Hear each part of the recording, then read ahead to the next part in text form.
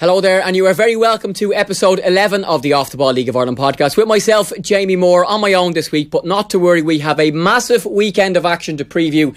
Have the games come any bigger in the League of Ireland in recent years than Cork City against Dundalk? It's first v second, both teams level on points, 28 points from 12 games. A huge match for both teams. We'll preview the game in full in just a moment with Dundalk midfielder Jamie McGrath, who I sat down with this week. We're also going to hear from a man who will be up against him on Friday in Cork's Road, Morrissey, and the Cork manager John Caulfield. Interesting comments from Morrissey. He'll tell us how he feels that Cork City are quite simply a better team than Dundalk. That's on the way very shortly. Big Dublin derby in Richmond Park, 7:45 on Friday. It's St Pat's against Bohemians. We're going to hear from two players who we hope will be in action on Friday night in the Bohemians. Defender / midfielder Ian Morris and St Pat's midfielder Ryan Brennan. Interesting comments from Ian Morris on Bohs playing 9 games in a month. They're a part-time team. He feels it's far too much and that the FAI need to deal with it as soon as possible. While our First Division focus will be joined by the Shelbourne manager Owen Heary. He'll talk all things First Division promotion push, beating Drogheda 7-2 in the EA Sports Cup during the week, and also Shelbourne's new owner, whose name is Andrew Doyle, and the new chief executive, 26-year-old David O'Connor. That's all on the way on episode 11 of the Off the Ball League of Ireland podcast here with myself, Jamie Moore. We'll start though with Dundalk against Cork. It's a 7:15 kickoff on Friday night, live on TV. It's down in Turner's Cross. Of course, earlier in the season, Dundalk beat Cork City by 1-0, while Cork won the President's Cup against Dundalk on the opening weekend of the season. Of course, that's the equivalent of the Charity Shield, I suppose. On Wednesday afternoon, I sat down with Dundalk midfielder Jamie McGrath at the Clarion Hotel in Liffey Valley. We began by talking about Jamie's huge transformation. He signed for Dundalk from St Pat's just about 18 months ago now, at the start of the last season, having played for UCD before that. He was a skinny teenager. He's now 21 and he's now built like an animal. And he's been telling us how he's changed from being a skinny teenager to now being an elite professional athlete. Yeah, well, just coming in last year, I wasn't really used to doing gym work or that. The boys would probably see me in the corner struggling or that, and Massey, all the boys, Gannon, all the boys would be coming over and helping me and showing me what to do and giving me little bits and pieces of information and stuff. Yeah, Skip as well. He's always there each day in, day out for you, giving you little bits of advice, and even on the pitch and training, he's telling you different things. And it's great coming from a player like him. He was very experienced and one of the best players the league has seen. So yeah, the players ever since they came in have been more than welcoming, and yeah, they've been really good to me. Yeah, I wanted to ask you about that, and you mentioned the gym, and physically to look at you on a football pitch now in comparison to 18 months ago, there is no comparison to your size, the muscle mass you've built. You look quicker, you look stronger, you look leaner. Talk to me a little bit about that and how you've transformed yourself, your body and your strength from being a skinny 19, 20-year-old joining Dundalk to now being an elite athlete as such. Yeah, it was a bit of a shock when I arrived at Dundalk at first. I remember Graham Byrne was doing body fat tests on me, and sure I thought I was in grand, Nick. But sure, then I seen the boys whipping off their shirts and there was different gravy. So yeah, there was a bit of a shock when I first came, and obviously I wasn't used to lifting much weights or that, but yeah, it kind of started from last year, more so the off season this year though. That's where you have more time. Like, you could be in 5 days a week, as opposed to maybe once or twice a week in the gym with matches on a weekday. So yeah, I think maybe this off season was where most of the hard work got done, and now I'm starting to show some of the rewards of it. But obviously you can never be the full package, so you have to keep working on it and yeah, keep it going. And what sort of importance do you place on being stronger and being fitter and being leaner? And why did you, I know you arrived at Dundalk, and when you saw the lads and the condition they were in, you probably had to follow suit, but why did you want to do the work required to get to the physical condition you are in now? Well, even in training last year when I first came in, I felt like I was maybe a yard or two off the pace, maybe not used to the physicality, big Brian Gartland bashing you, so Gareth wouldn't be happy with that. But yeah, just Patrick McElhenney, I've seen him, and it's kind of a person I wanted to emulate. I seen when he first came in, even Robbie Benson, they weren't known for their physicality or their power or strength, so something I wanted to emulate. And you can see now with Benson, he's flying, so I just wanted to try and do that for myself and bring my game up to the next level. And that's a slow process as well. You need to get into the habits of trying to do things correctly. You need to learn the techniques. I know you've had a lot of help from Graham Byrne and the players at Dundalk. I know you've changed a little bit of your diet as well. it's not, for young players watching and listening, it's not an easy, I'm going to go to the gym for a month and become a beast. It's a slow process. Just talk us through that, and I suppose, your own personal transformation and how you've got from where you were to where you are. Because even physically, just to look at you, watched you a couple of weeks ago, even just to look at you, you can see the work you've done has added a lot to your body. Yeah, well, it's not going to happen overnight. It starts with your diet, obviously. Graham's been very good. He's been giving us programs along with diets and stuff. Especially for me, my diet probably wasn't where it should have been before. So you're not going to notice it overnight. Like I said, most of the hard work was probably done in the off season. You don't really have much time or that for it during the season, because you've maybe 1-2 games a week. So I think in the off season would be my advice to hit it hard. Obviously you have a go away on a holiday or that, but when you come back, make sure you could do your best to improve yourself. Just a bit of dedication, your meal prep as well. So yeah, it's just all them things mixed. Yeah, interesting stuff there from Dundalk's Jamie McGrath, speaking to myself, Jamie Moore, here on Off the Ball on the League of Ireland podcast. It's episode 11. It's Cork v Dundalk this coming Friday, a 7:15 kickoff on Turner's Cross live on TV. We've heard from Jamie about becoming a very strong young man. He's also a very talented footballer, and he hopes to help mastermind a win for his team Dundalk against Cork on Friday. He's been giving me his views on the game. Yeah, top of league clash live on TV. It's going to be a good battle. Obviously it's going to be a very tight game, both teams not wanting to lose, but yeah, it's going to be good quality and show on the night as well. Both teams full of some really good players, like, so it's going to be a good one. How important against Cork, who are your main rivals for the league, and if we look probably towards the end of the season, although Derry have had a brilliant run and you've got Waterford who've been doing quite well, it'll likely be a Cork Dundalk shootout towards the end of the season for the title, to pick up points against Cork, because last season the record against Cork wasn't good. This season it's 100% so far, and there is a different feel about Dundalk this year because you're going in level on points with them. Last year every time you played them you were behind them. But the importance of actually beating Cork, because I'm not going to use the cliche it's a 6-pointer, but the 3 points you can pick up against Cork is clearly huge. Yeah, the fact you play every team 4 times as well, you want to be making the most of them 12 points.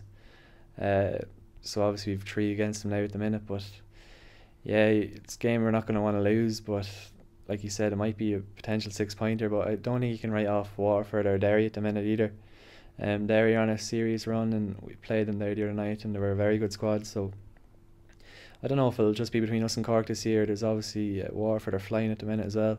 Back Cork again there the other night. So yeah, I think it's unfair to rule out them other 2 teams, but yeah, it's going to be a massive game Friday night, so it's going to be a good build-up. That's Dundalk's Jamie McGrath. We're going to move now from Dundalk to Cork City and their manager John Caulfield, who spoke to the media at Turner's Cross this week. He's been telling us about the recent history of Cork and Dundalk. The meetings this season so far, Dundalk beat Cork by a goal to nil, of course, in the league, but Cork won the President's Cup, and John has been telling us about how the games previously in the season won't matter too much come kick-off on Friday. Well, I think both teams are changing. We have new personnel. They have some, and obviously they've changed their style slightly. With Patrick Hoban coming in, because he's a very big, strong striker, very good at holding the ball up, good in the air. So at the same time they know a lot about us, we know a lot about them. But always on a day like this, it comes down to someone losing their concentration, someone makes a mistake. We've saw over the last couple of seasons, games like that can hinge on decisions.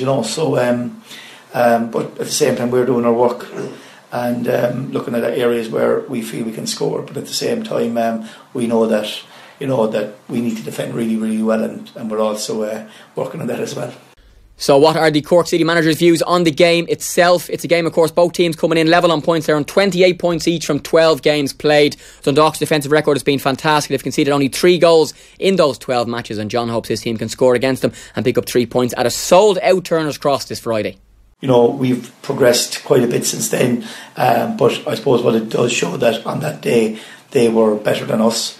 Obviously a few weeks earlier in the President's Cup we were better. That day they were better than us, and I suppose it just shows you that if you start the game flat or slowly, the game could be over before you get going. So we just need to make sure that at home that we're ready for the game, and generally we are. And look, at the end of the day, the last number of weeks, we've done really well after Waterford. We've turned things around, and there's a great atmosphere within the squad, great spirit with the squad, and all the new players have really adapted to what we're looking for, and they understand the pressures that are down here.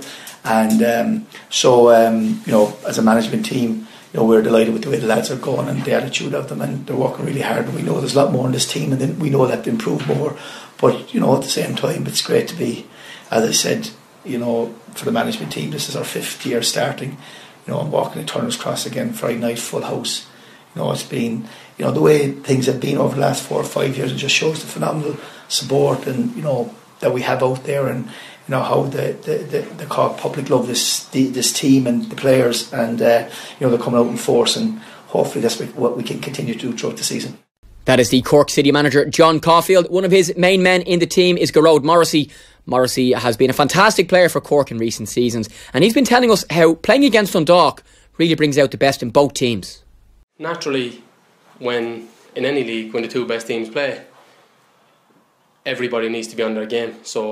And when everybody's on their game, collectively, I think you come up a level, no matter what that level is, So I think playing the Dundalk, the games in general, I think they'll be very good, they're feisty, there's a bit about them. I think there's goals in them games, there's everything you look for in a football match, I think. But yeah, I think when the two best teams play each other, it's definitely it makes for the best watching, Yeah, Gearóid Morrissey feels that Cork and Dundalk bring out the best in each other. He's also been talking about who's the best team, and you won't be surprised by his answer. Yeah, definitely. I think we go into this game, I suppose, and the build-up, as I said, a lot of things happen automatically.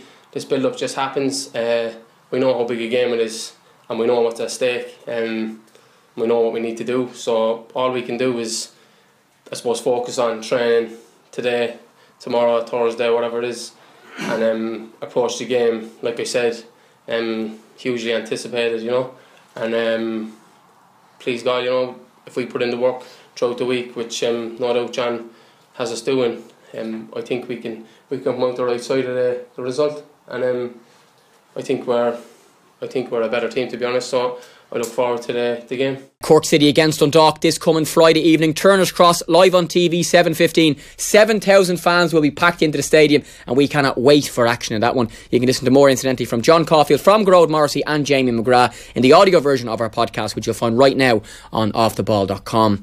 Now, from that game in Cork to a big Dublin derby taking place in Dublin this coming Friday evening at St. Pat's at Richmond Park in Inchicore against Bohemians, a 7:45 kickoff. Both teams would like to be higher up in the table, but both have played some really good passing football this season. In a moment we're going to hear from the home team on the St. Pat's midfielder Ryan Brennan, but first Ian Morris, the Bohemians defender, has been speaking to Darren Cleary about their fixture schedule. Both have played 9 games in the last month. From the 19th of March, when they played against Cork City, they've played 9 matches in that time. They're a part-time team. They've got a number of other games coming up in the next month or so, and Ian feels that it's totally unfair on the players. If we're to expect a proper brand of football on the pitch, we can't be asking the players to play 3 games a week. It's very surprising. Like every coaching course that's done with the FAI, there's a module on periodisation, and that's controlling your loads and making sure the loads are right. So for them to be teaching that at every level, to be not brought into the Premier Division and the top league in the country, it doesn't add up. I think that the gaffer brought up about consultation with first team managers, and I know we do it at younger age levels where there's managers meetings and they air any grievances or air that and they'd like to bring up. It's not happening at the top level, where I think everyone wants the league to be better and to improve it. So it's not much to hold a meeting or to ask questions or to implement what you're trying to teach. I don't think we're asking for too much. You'd like at least to know the reasoning behind why the decision is being made. So with anything, if someone just tells you no, you're going to be like, well, why not? Why are you doing that? And if you don't get an answer, you're going to be left frustrated. So if there is a reason or if there's an explanation for it, I'd love to hear it. Just being left in the dark is more frustrating than not knowing. So it would be nice just to come out and give the exact reason and let us know the exact process of why why the fixture list is done, how it's done, and who's involved in doing it. I think everyone will be happy with that, and at least from there you can point out anyway, or you can help, or you might give a good suggestion that'll improve things. So for me, it would just be a good explanation, and we go from there. Bohemians midfielder Ian Morris expressing some very honest views there on the fixture congestion facing the clubs, particularly Bohemians as one of the few part-time teams in the Premier Division. I think only themselves and Bray actually class themselves as part-time, and they're going to be asked to play another number of games in the next month or so, and he wants the FAI to have a look at that. We'll all be looking at the game on Friday, Richmond Park at 7:45 when Bohemians travel to St. Pat's, and the St. Pat's midfielder Ryan Brennan has been given his views on the game and the season so far to Off the Ball's Darren Cleary. Yeah, it's absolutely massive. Obviously, I think it's key going into the game on Friday with a lot of confidence. I think when teams come to Inchicore, they do sit back and sit in and try and defend and soak up pressure, and then try and break on the counter, you know. But look, we're looking forward to it anyway. Dublin derby. I hope the atmosphere is rocking as usual, and we go from there, you know. Bit of a styles clash as well, because I mean, in recent years, anyone who's watched Liam's teams will know that it's all about the passing with him, and he's very much, he wants to play with the football. Under Keith, Bows have been able to get results in many different ways. They've relied on set piece, they've relied on long balls as well. A big target man up top for most of last season. It seems to be two very different ways of winning a game. Might make for an interesting game. What was it like when you met them? Obviously, you guys got the win in Dalymount. How is it set up? How does those styles clash? When we were in Dalymount, most of it was kind of, first 10-15 minutes they pressed us high up the pitch, so we kind of had to resort to the long ball for a while, you know, until the dust settled. 60 minutes, game starts opening up and stuff like that. But I watched them against Cork on the telly last week. They played a bit of football themselves, and they were probably unlucky to be beat, you know. I wouldn't underestimate them in any way, shape or form. So going forward, I think they've got a plan A and a plan B, so we need to rectify that and play our game and not worry too much about them. And once we implement their game, I think we'd be confident getting results, you know. Yeah, that game taking place, Richmond Park, 7:45 this coming Friday. The other fixtures this weekend, it's Waterford against Sligo at 8:15 down in the RSC. We mentioned St. Pat's and Bows. Derry City against Shamrock Rovers.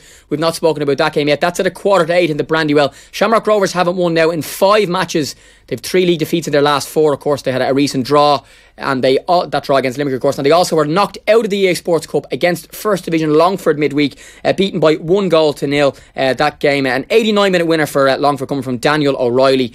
And the Shamrock Rovers fans, some of them anyway on Twitter, seem to have turned on the head coach Stephen Bradley, so you would think a result in Derry on Friday would be a very important one for him and his team. The other games in the EA Sports Cup taking place, there was one game on Monday. Waterford beat Cork City on penalties after a 1-1 draw, while 7-2 Shelbourne beat Drogheda at Talca Park. That was on Tuesday evening. The other Premier Division results, fixture should I say, Cork against Dundalk we've spoken about as well, and Bray Wanderers struggling at the bottom of the table. This really is a relegation 6-pointer if you want to use a cliche. It's Bray against Limerick taking place in the Carlisle grounds. That game is also at 7:45 on Friday evening.